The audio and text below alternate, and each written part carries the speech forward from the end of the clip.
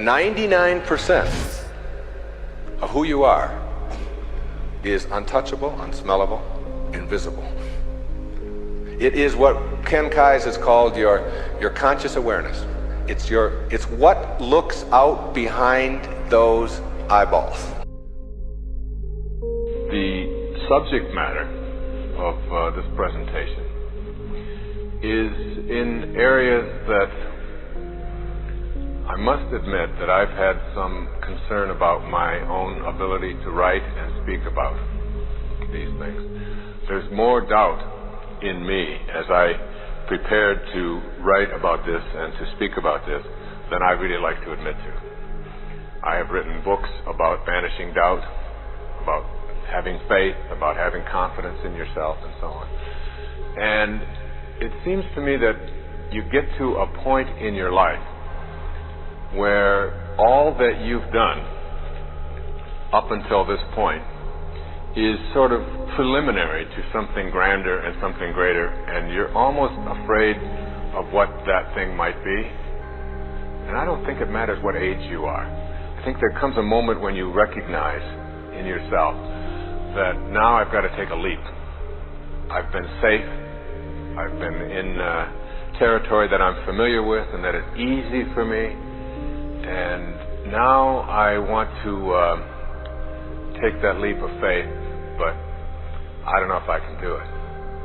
I always like the metaphor of standing on a cliff and down below is an abyss, and this abyss is endless.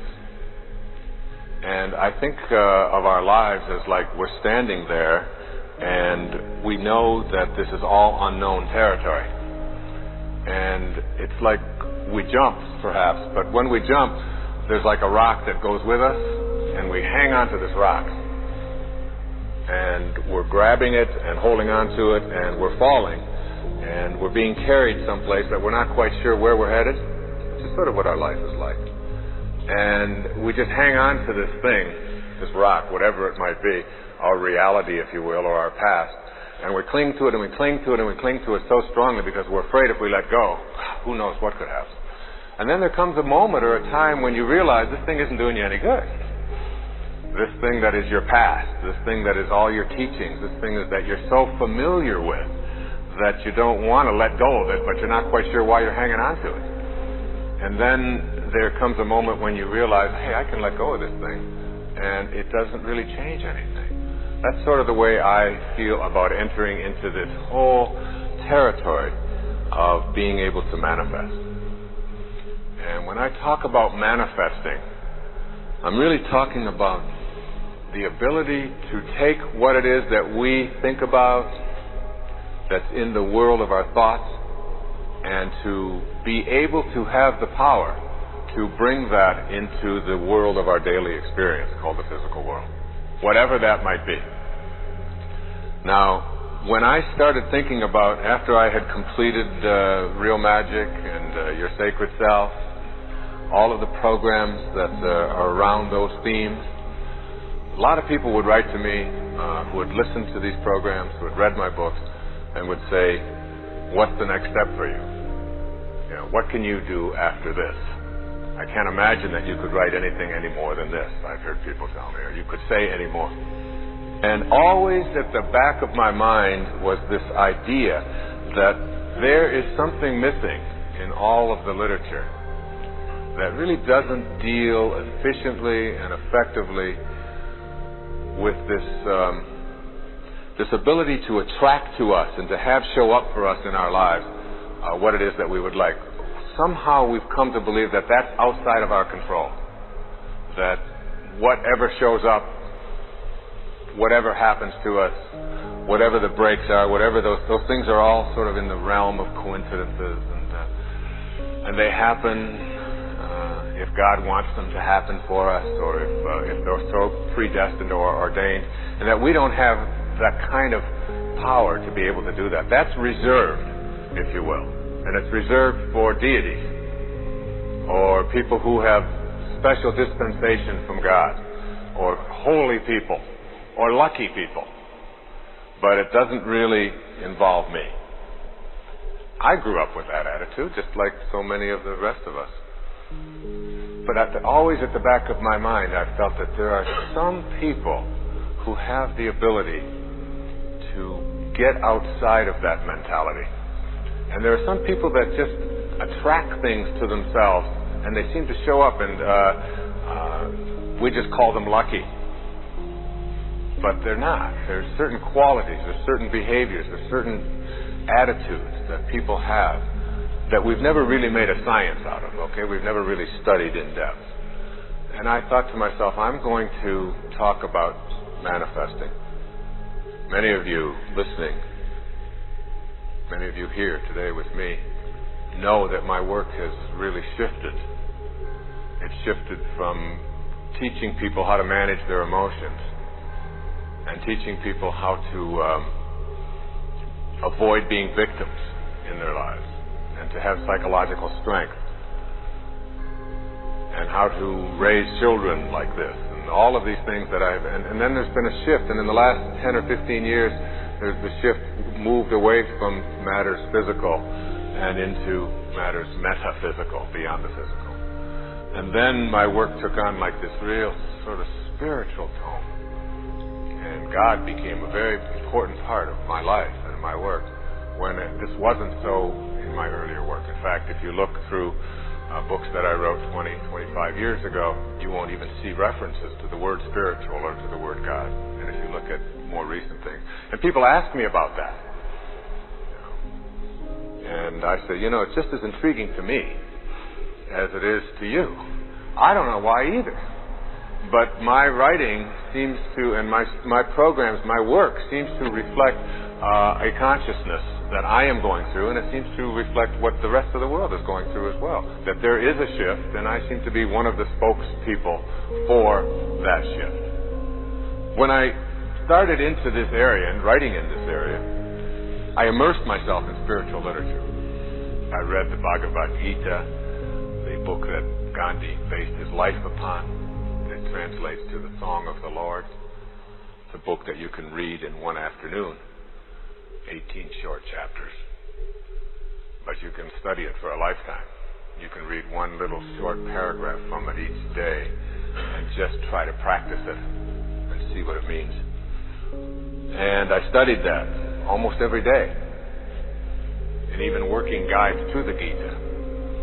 And I immersed myself in A Course in Miracles, which is a whole collection of writings that a lot of people aren't sure about what the origins are, and there's discussions about who did it, and is it really the work of Jesus Christ, and is it channeled work, and so on. But whatever it is, and whatever its origins, what I know is if the world were living by the principles that are in there, we could really solve virtually all of the problems that we face as a people. And it's really a whole text on how to create miracles and how to live at a loving, higher place in our lives. And I also immersed myself in Madame Blavatsky's work. And she wrote a book back in the 19th century called The Secret Doctrine. And in The Secret Doctrine, she made some predictions. And Madame Blavatsky was one of the people, she was the founder of the Theosophist movement and was very, very influential. Had met Gandhi herself when he was a very young man, influenced people like William Butler Yeats and Jack London and many of the novelists and so on. A woman from Russia who traveled all over the world and lived in India for a long time. And she wrote this fabulous collection of metaphysical works about what is possible for humanity. And one of the things that she predicted is that in the last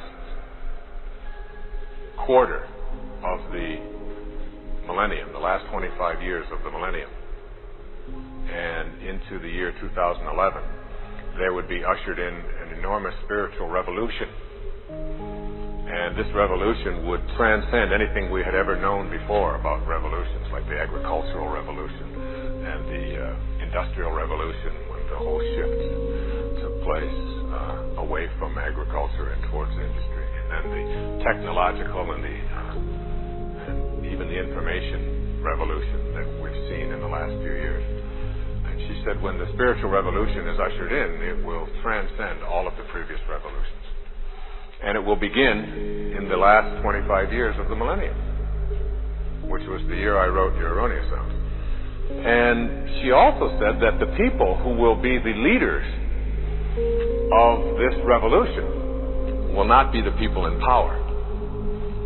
And, you know, if you look at the changes that have taken place on the planet in the last 20 years or so, since the beginning of the last 25 years of the millennium, those changes are really astronomical. I mean, we've almost become blasé about them. But I mean, the fall of Berlin Wall and the dismantling of apartheid and the dismantling of communism and the dictatorships that have been overthrown. And, even the fact that you can't smoke on airplanes anymore. I mean, these are monumental changes and shifts that have taken place. And really the result of not so much people in power saying, let's not do this anymore, this isn't a nice way to treat people, but because of what Victor Hugo said in Les Miserables, there's nothing more powerful than an idea whose time has come. And when Madame Blavatsky talked about who the leaders of the spiritual revolution would be, she said that these leaders will be ordinary people, regular, everyday folks, school teachers, musicians, artists, cab drivers, regular folks. And these people will speak out with a voice, and this voice will be heard, and then the bureaucracies will fall in line and begin to reflect what it is that this consciousness is instituting in our people. And if you look at the people who have been instrumental in changing consciousness in the last 25 years, you look at the people whose programs you listen to through Nightingale Commons and ask what are their backgrounds, and you find out that they're salesmen. Marianne Williamson was a singer, a nightclub singer. Louise Hay was a dancer. Dennis Waitley was a salesman. Zig Ziglar was a preacher. People who just did everyday, regular things. I was a school teacher. And somehow there's a power, there's a pressure, there's something that has come and put us in a position of just talking about this kind of shift, this kind of consciousness. And what has happened for me, the little school teacher, is that when I finally immersed myself in the most spiritual text that I have really studied, was the New Testament. I listened to the New Testament when I was a little boy. And I lived in a series of foster homes when I was a child. And so they would, wherever I would go, they would just sort of put me in whatever church group that particular home practiced. So I'd be a Baptist one year, and the next year I'd be a Methodist, the next year I'd be a Catholic, and I'd be a Jew the next year, whatever. And, you know, you think that this is some terrible thing, that you're not going to get any roots. But really what it did for me was it exposed me to all kinds of different ways and different approaches to these truths. And then I sort of let that go, because there was an element of imposing it and fear that I found myself being exposed to. You know, to fear God was what you were supposed to do. And so I let that go in my life for a long period of time. And then before I began to write about these books that sort of moved me away from psychological matters into spiritual matters, I really immersed myself in the New Testament. I read it from beginning to end, particularly the parts in red. Remember the parts in red? You know, that, you know, this is what other people were saying about what Jesus Christ was saying, and then this is what Jesus was saying, and it's like, this is in red, so, you know, you remember that. And you'll hear me talking about this in this program a great deal, a lot of the things in red. Not because I am trying to proselytize for any particular religious point of view, or I'm trying to recruit anybody, or, you know, I don't see myself in that role at all. It's not the purpose of what I'm talking about. But more to give us an understanding of what divine spiritual messages can mean for us in our life, and how some of this has been misinterpreted as we have moved towards becoming more spiritual people. And so you'll hear me referring to this quite a bit. And then one of the things that I read was this idea that Jesus Christ said to the masses, that something to the effect that even the least among you can do all that I have done, and even greater things. That you have this power within you. And reading that and interpreting that literally means being able to produce miracles, doesn't it? And being able to make things happen that we really sort of think are reserved for other people. And so what has happened with most of us is that we have come to believe that there are spiritual beings that we have sort of deified, and then there's us, and that we are separate from that. And in our separation, we have sort of given the power of being able to do these divine kinds of things, like manifest. The gift of fish and loaves is the gift of being able to feed the hungry from one's consciousness. The thought is enough to bring food into a place where there is a need for, where there is starvation, where there is hunger. And you think about, well, do I have the power within me? Is this what I'm being told? That I have the power within me to think food and then just wave a magic wand and there is food? Do I have that power? Well, according to, if you read that literature thoroughly and interpret it literally, yes, you do. But most of us find it very difficult to even begin to accept this idea that I can have a thought about something, and with that thought, I can then shift it to having it materialize or manifest or show up in the physical world. But I'd like to suggest to you that that's the only way anything gets into the physical world. That manifesting is really nothing more than everything showing up in the physical world is the result of a divine idea. Everything, including you, and everything that you have, and everything that you see, and everything that you observe, and everything that you notice. And that somehow we are being encouraged to disregard our old belief system, that is something that is reserved for others other than myself. If you don't know how to appreciate what you have and where you are in your life, you don't need anything else. Because if you do get something else, you won't know how to appreciate that either. You'll just want more. Or you'll want it to be different. Or you'll want it to be the way it used to be.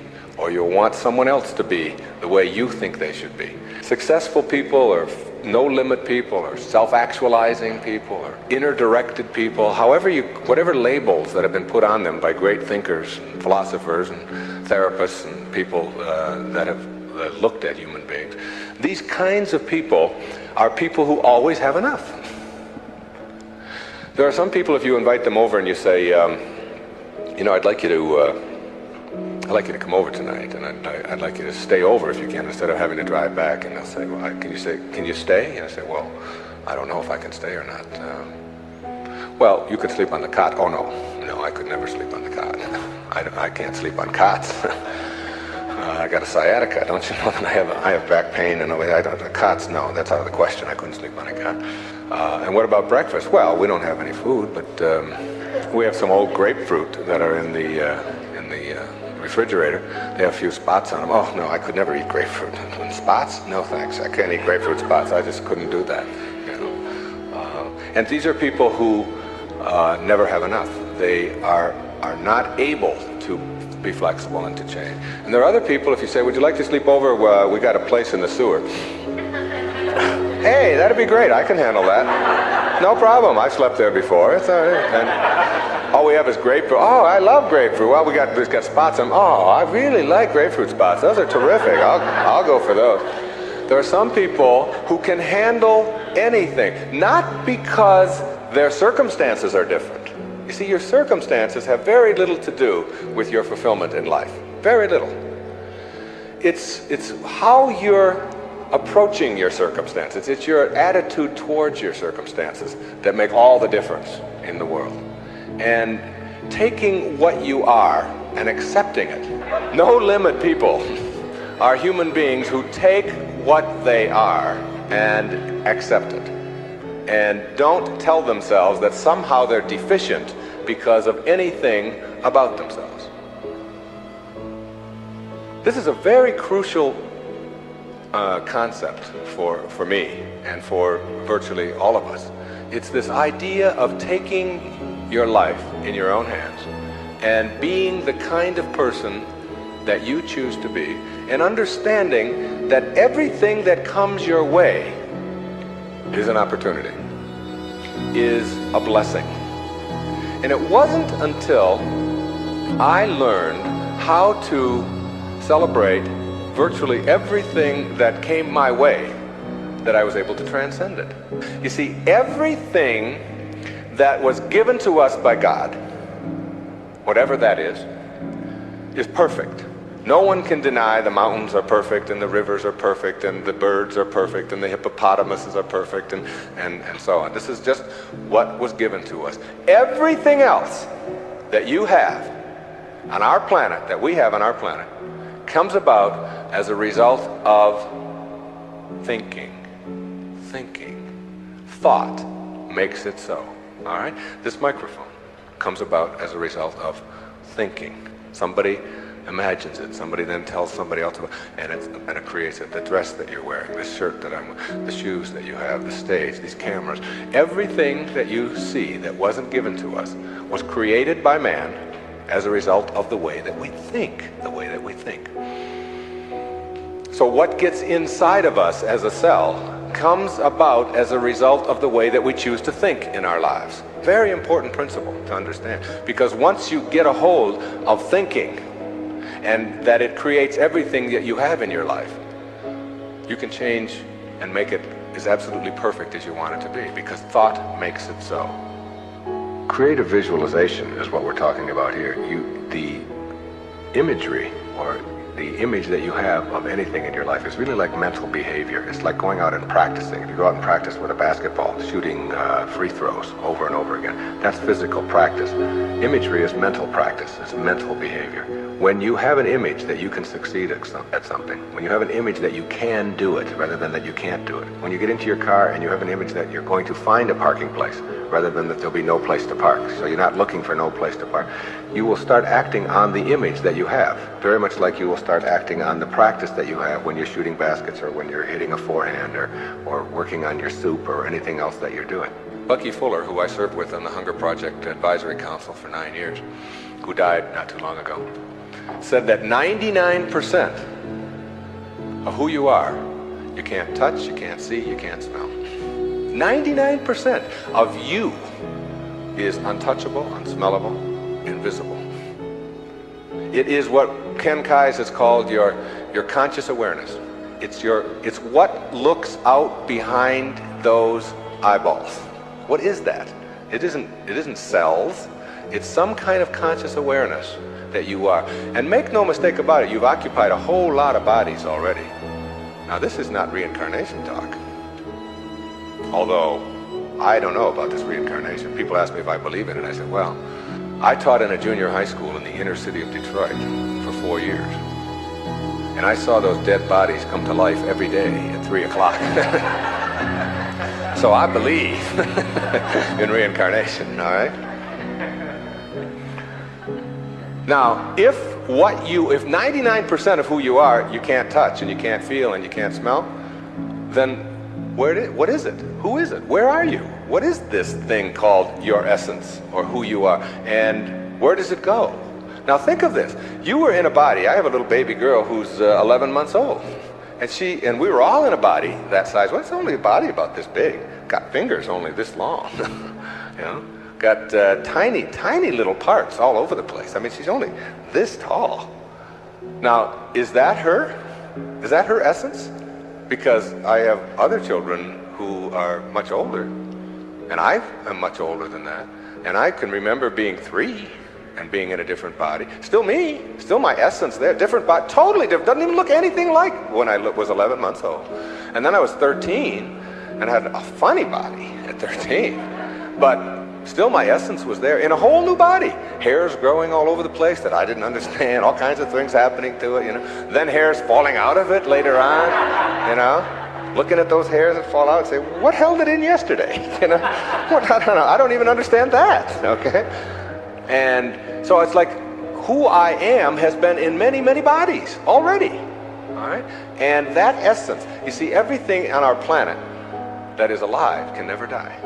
It can never die. Life doesn't die. It just transforms. It just moves on to new places and new ways of being, new ways of being. And the way of being that is the most transcendent of all is this way that comes from seeing yourself as love and only having that to give away. Only having that to give away. Let's say I were to stand up here in front of you and just visualize for a moment that I have an orange. And I take this orange and I squeeze it as hard as I can squeeze it, okay? What's going to come out? Juice. What kind of juice? Orange juice. Apple juice, any chance? Once in a while? Come on, now and then. A little mango juice come out of an orange once in a while? No mistakes, right? Never, no matter what. Next question. Everybody passes. These are easy, okay? Why, when you squeeze an orange, as hard as you can squeeze it, does orange juice come out? Because that's, not because it's an orange, because that's what's inside, isn't it? On our planet, when you squeeze something, what comes out of it is what's inside. Not too difficult, all right? Does it matter if your mother squeezes the orange? Does it matter what instrument she uses? Does it matter if you just had your period and then you squeeze an orange? Does it matter if your boss squeezes it? How about if your kids do it? Your kids squeeze an orange. Does it matter? Does it matter what time of day? Suppose they do it at noon, all right? How about at 4 in the morning? Does that matter? Whenever you squeeze an orange, the only thing you get out is what's inside, right? No arguments. Same thing works for you. Same principle works for you. It's a principle of the universe, all right? Someone squeezes you. That is, someone puts pressure on you. Someone says things about you that you don't like. Someone puts tension on you, whatever. Your boss says something to you that you don't like. And out of you comes anger. And out of you comes hatred. And out of you comes fear. Or out of you comes stress. Or out of you comes tension. Why? Is it because of your boss? The way they squeeze you? Never. Is it because of your mother? I mean, she really can be a pain sometimes, right? Is it because of your children? No. What comes out of you always when someone squeezes you is what's inside. This is the vital principle of being a no-limit person. It's so crucial to get this and understand that. That if you have any hatred in your heart for anyone in this world, or any anger, or any fear, or any of those things, it has nothing to do with the rest of the world.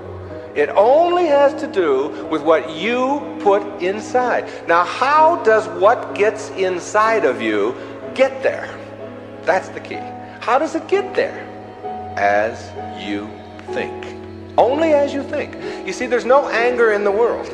There's no stress in the world. There's no tension. It's perfect. We've already established. It's perfect place. It works just fine. It's all flowing the way it's supposed to flow.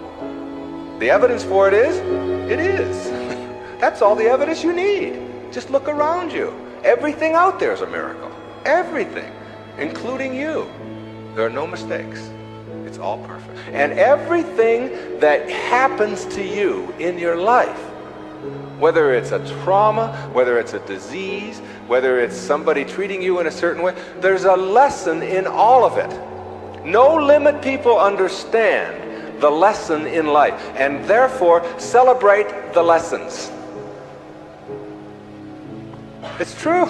And when you get to that point in your life where you're not cursing the things that come your way and blaming the things that come your way, and particularly blaming it on somebody else, And you hear it all the time.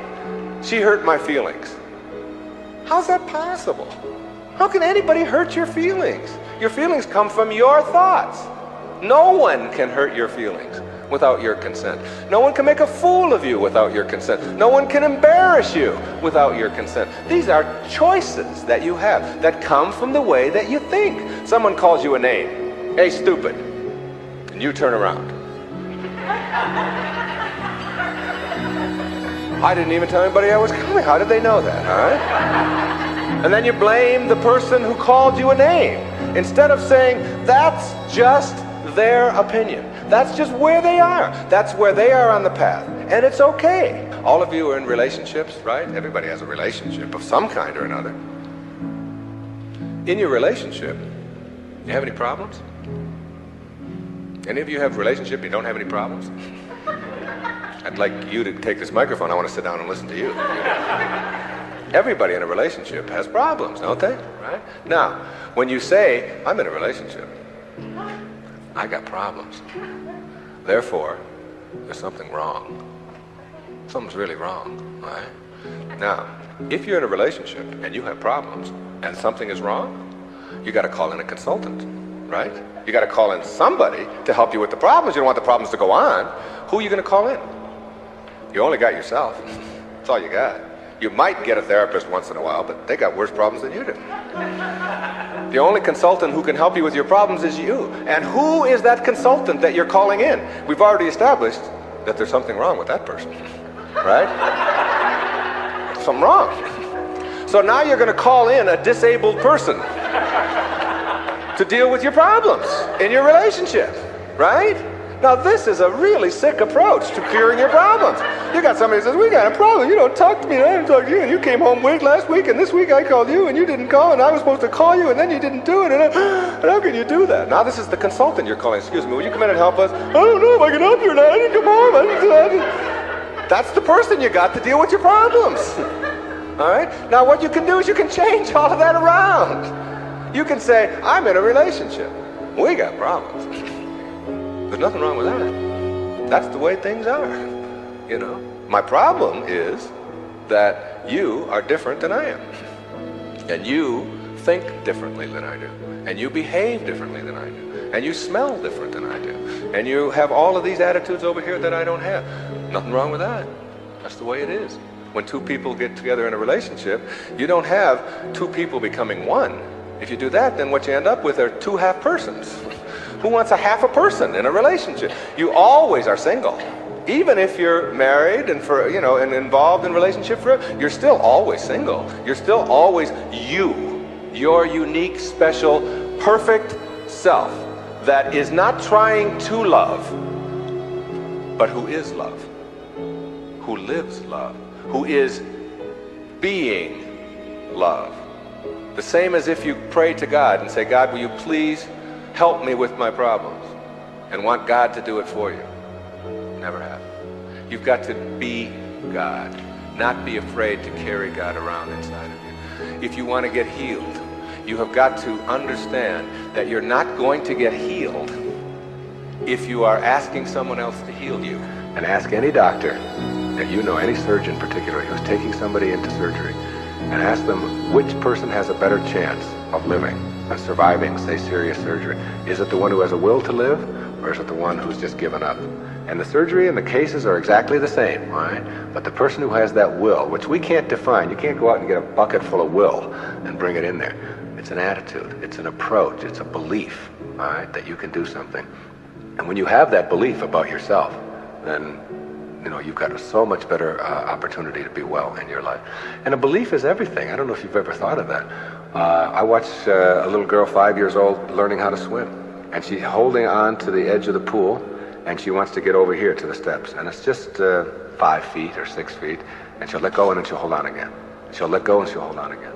And finally there comes a time when she lets go and goes for it. Okay? You've seen this with your children. You've seen it. And what you ask yourself is, in the moment before that when she was holding on, and then look at the moment afterwards, does she have any different skills? What's changed? Yeah, the skills she didn't have any new skills. She didn't learn any skills in that second. What she has is a belief that she can do it. And when you believe it, when you really just believe that you can do it, that's what allows you to swim. And when you think about it now, do you know how to swim?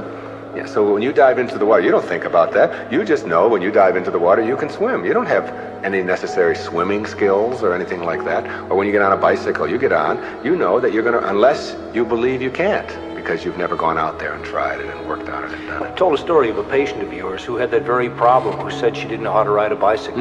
Yeah, Gail, who came to me many years ago. And you know why she said she couldn't ride a bicycle? Because her mother wouldn't let her get on one. Cop out. Yeah, absolutely.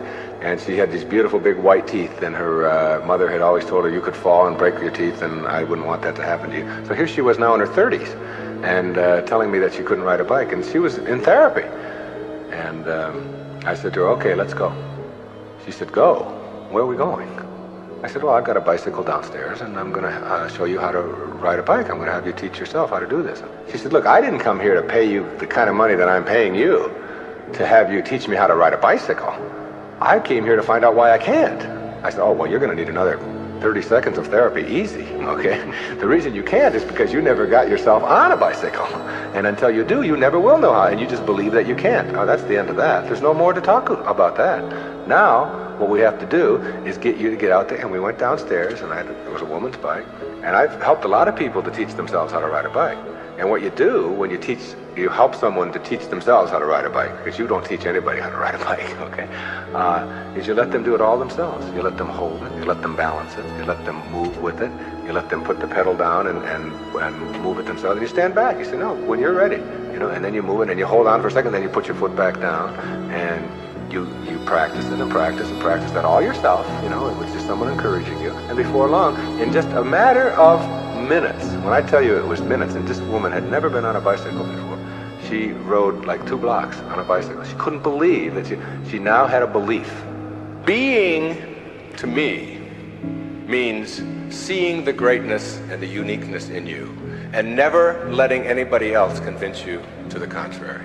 When people ask me, come on, you're always talking about being up and you're always positive and so on, you mean to tell me that you're always that way? I say, yeah, I really am.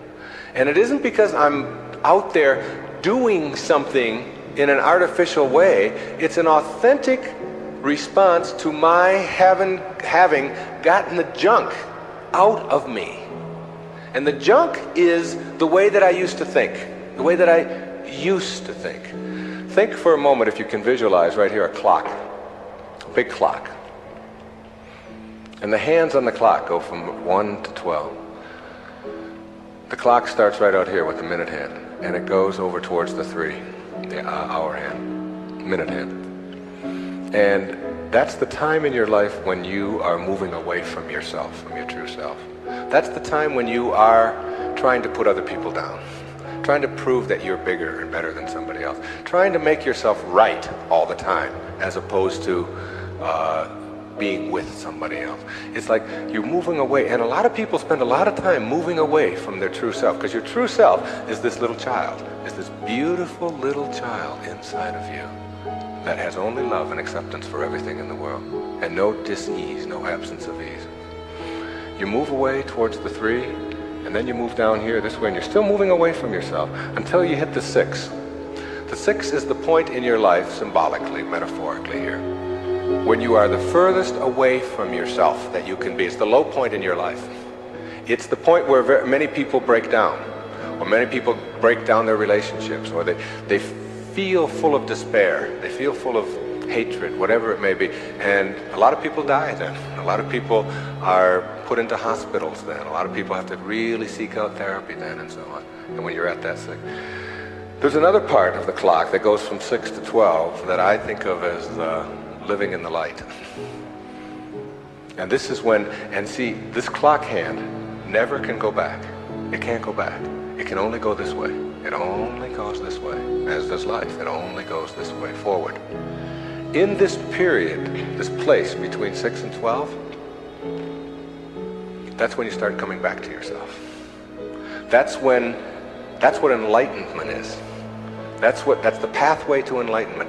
When you send out that stuff that is destroying you, that is killing you in one way or another, and you move yourself back over here, and eventually you get yourself all the way back. This is the light over here. This is the place where you can't go back. You'd be tempted. You might be tempted to steal. You might be tempted to use anger. You might even slip a little bit, and you catch yourself. I can just not too long ago, there was we got a problem with our sprinkler in my home. One of the sprinkler heads is off, and if you ever seen that happen, you get a gusher going up there. And I've been wanting to get that thing replaced for the longest time. And I'm walking out of the bank, and there's a sprinkler head right there in front of the bank. Now, I practically own this bank, okay? So I'm going to go there every day, and I do a lot of business with this bank. And I'm looking at this sprinkler head, and I think, all I have to do is just unscrew this thing. It wasn't on or anything. They'll replace it tomorrow morning. It's 98 cents or whatever. So I actually get down there, and I start turning the sprinkler. And then I start thinking, do I want this karma? Do I want to steal? Do I want to take? I know it's only a 99, and if I went into the bank, they'd probably give me one anyway if I asked them. And then I just turned it back, and I said, if I want a sprinkler head, I'll go and buy one for myself. This doesn't belong to me. It was just like a split second of weakness there or whatever, but it illustrated to me that I can't go back there. I could never. And there was a time in my life when I could have done that. I can be absolutely frank with that. I could do that. I can't go back there anymore. That's where you start. That's the place to start. Because when you get all of that out, when that's all gone, and I mean gone, and it only comes about as a result of the way that you think, so it's just changing around your approach to life, the way that you think in life. When that starts to go away, what you've become filled up with is what your natural self is, which is this loving, accepting, not fighting the universe, but instead living in it. And going with the flow, and all of the kinds of cliches that you've heard 1,000 times. That's the metaphor there. And you see, every time you try to go back, can't do it. You can't do it. And the ingredients that make for a no-limit life are 5, in my opinion. The first is quality rather than appearances. You begin to change your thinking from appearances and how things look and how other people view me, okay? Because every time you find yourself upset in life about anything that anyone else has said, what you're really saying is what you think of me is more important than what I think of me, all right? So you change from appearances to what I call quality thinking. Quality. What is the quality of my life, rather than how does it appear to others? Now, do you tell yourself that because my friends don't like me, that means there's something wrong with me? Now, that's what you have to learn. That another person's opinion is just that. It's their opinion, and that's all it is. Every time you are upset, or your children are upset, because of what somebody else says about them, including their peers, what you are really saying in that moment, and this is really important, what you're saying is, what you think of me is more important than what I think of myself. And you must never give anybody that kind of power and control over you, because they will always have it. The funny part about approval, for those of you who really want it, now I'm here to tell you that I like approval. I enjoy it. I find it one of the most exciting things in the world. I like it when people read my books. I love it when people applaud. I like it when people tell me nice things and all. I like approval. I'm the first one to admit it. What I don't do is I don't need approval. There's a big difference between wanting approval and needing approval. When you need approval, it means you become immobilized when you don't get it, from making other people's opinions more important. Now, for those of you who say, yeah, but I want approval and I need it, and if I don't get it, and so on, then understand this. The people who get the most approval in life are the ones who care the least about it. And the ones who get the least approval are the ones who are always going after it. So if you want approval in this paradoxical way that I'm talking about it, stop needing it. Stop concerning yourself about it. Ask yourself, who gets the most approval in life? Think of the person that gets the most approval, and you'll see that that person couldn't care less what other people are thinking. They're so busy being, they don't have time to notice what their neighbors are doing. Thoreau said this, he said, if you advance confidently in the direction of your own dreams and endeavor to live the life which you have imagined, you will meet with a success unexpected in common hours. What that means is that success is not something that you can get in life. Success is an inner process. Success is something that you bring to everything you do in your life. It isn't something you get out of what you do. And when you get that, and you learn how to get the junk out, and advance confidently, doing what makes the most amount of sense to you based on your inner signals and the one issue of morality, which is you never interfere with anybody else's right to do the same. Each person has their own right to advance confidently in the direction of their own dream. And when you violate that, you're violating the principle of the universe, the essence of the universe, which is cooperation and harmony. Then success will begin to chase you. And it will come into your life and arrive in your life in amounts that you never dreamt of before. That you never dreamt of. Things will start happening to you that you would never imagine before. I'm working on a book right now that's going to be called You'll See It When You Believe It. And when you start believing in some of these principles, you'll start seeing things that you were blind to for so long. When you were back here in the 2 and the 3 and the 4 and the 5, when you were moving away from yourself, as long as you're moving back towards your universal essence, your harmony with yourself, your cooperation with the rest, things will start happening in ways that you never dreamt of. Jung called it synchronicity. And it's a term that we use to explain how unexplainable coincidences sort of happen in our life and how come these things happen. I'm going to share a couple of those with you before we leave. The quality versus appearance in your life means that you get that inner candle flame working in a way that gives you quality, independent of what other people think of you. Maslow, in defining self-actualizing, no-limit people, said they are independent of the good opinion of other people. Of the good opinion of other people. Independent of it. They're so busy advancing confidently, doing the things that make sense, and bringing success to changing their baby's diaper, and bringing success to weeding their garden, and bringing it to the job. They bring it on the airplane, so that when they run into somebody who is rude to them, a stewardess that is rude, they don't see it as an attack on them. It's just where they are, and they send them love. Help them a little bit, you know. They're kind. When somebody wants to get in on the freeway, and they're one old temptation when they were on the 1 to the 6 side was to say, oh yeah, nobody's getting in front of me, I'm getting there first. It's like they slow down a little bit. They don't have all that type A stuff of having to beat somebody else and having to defeat somebody. It's a new way of being. It's a way of quality where your harmony allows you to cooperate, and you are a part of what this whole thing is about. New way of being, quality rather than appearances. Another new way of being, very important. Living your life on ethics rather than rules. Ethics rather than rules. All these rules, all these ways of having to do things, somebody else dictates to them. Do you know that some of the most immoral acts in the world have been perpetrated in the name of the rules? These are the laws. What do you think Nazi Germany was all about? Everybody doing all these horrible things to other people. I'm only doing my job, was the defense we all heard at Nuremberg. I was just doing my job. If it's an immoral rule, it's immoral to obey it. And self-actualizing people, as Maslow tells us, have rules inside of them that they could never obey, never disobey, ever. And they have to do with ethics, how you treat people. How do you think we get to where we are now? You know who Rosa Parks was? The woman in the South, the black woman in the South who said, not today, I'm not going to the back today, no way. I know what the rules are. The rules were all over the place. If you needed a reminder, there were signs every place, colored in the back, white in the front. And she said, no, I'm sitting here. And that made all the difference. Ethics, not rules.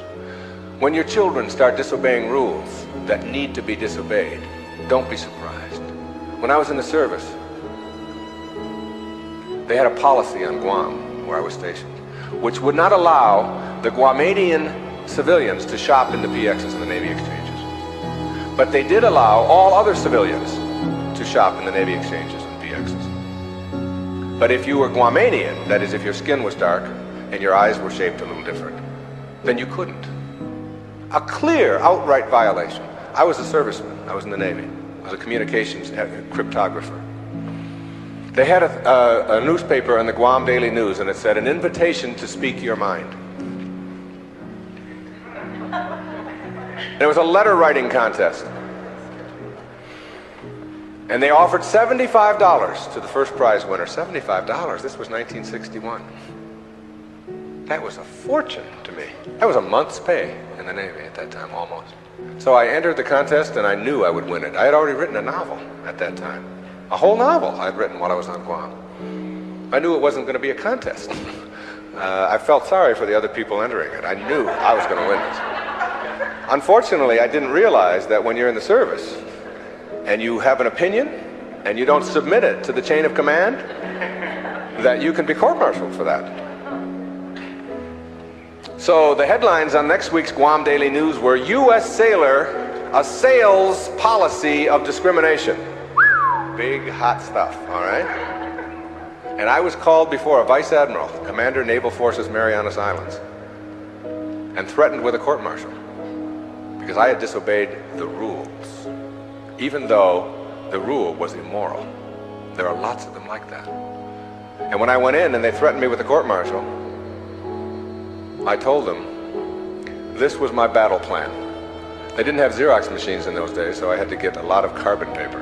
I wrote a letter to President John F. Kennedy, and I wrote a letter to the Secretary of the Navy, and I wrote a letter. My hometown was Detroit. I wrote a letter to the Detroit News and a letter to the Detroit Free Press, telling them what was happening to me as a result of just expressing my opinion about an immoral act that was going on over here on Guam.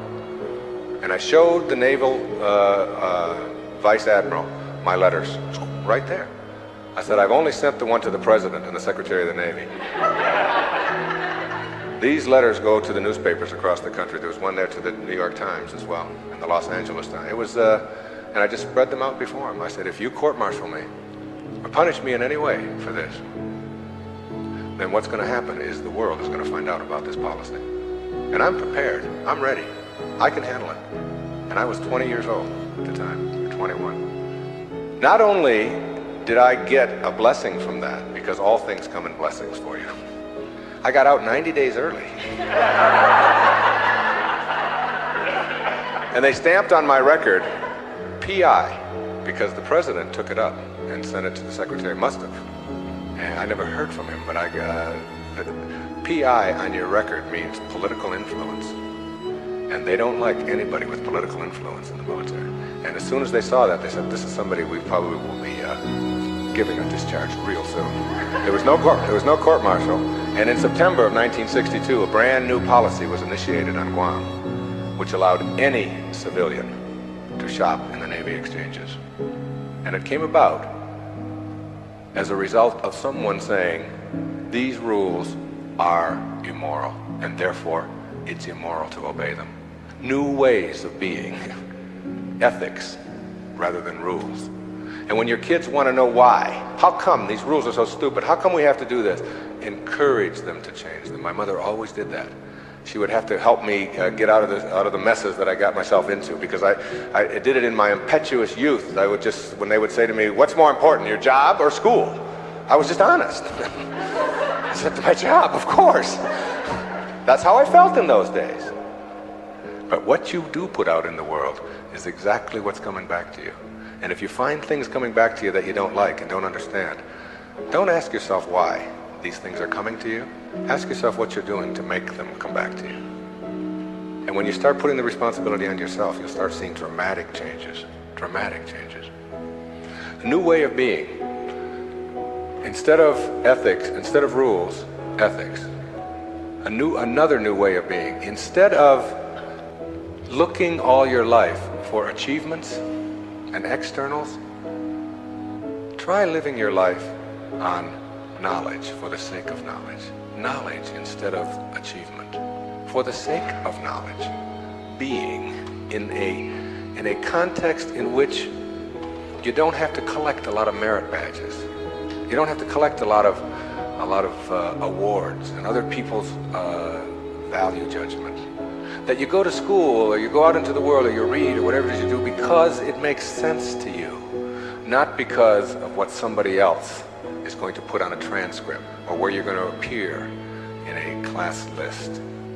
We need to help our children to understand and value the importance of knowledge for the sake of knowledge, and doing things that make sense rather than taking the easy way. Knowledge rather than always trying to achieve. We're in an achievement-oriented society, which tells us that we evaluate and judge a human being based upon how many achievements he has.